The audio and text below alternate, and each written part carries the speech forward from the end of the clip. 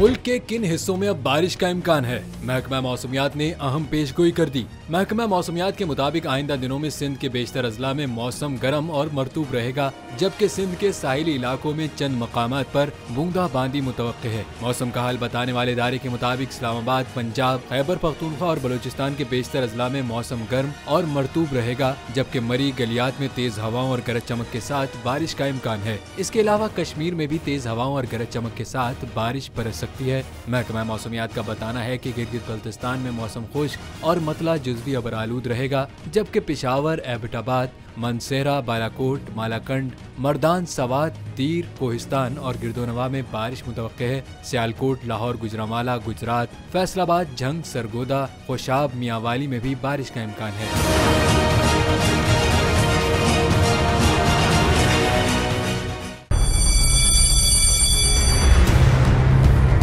जामियात में चलता गोरख धंधा, नौजवानों के मुस्तकबिल से खेलने वाली काली भेड़ों के आगे हुकूमत और इंतजामिया मुकम्मल बेबस। मुस्तकबिल के मेहमानों के तहफ्फुज के लिए बोल ने उठाई आवाज, सहाफती फराइज को निभाते हुए पहुंचाई हर खबर अवाम तक। बड़े स्कैंडल से जुड़े तमाम हकाइक रखे अवाम के सामने, क्योंकि बोल है पाकिस्तान का नंबर 1 न्यूज चैनल। सब्सक्राइब करें और बेल दबाएं ताकि कोई खबर रह न जाए।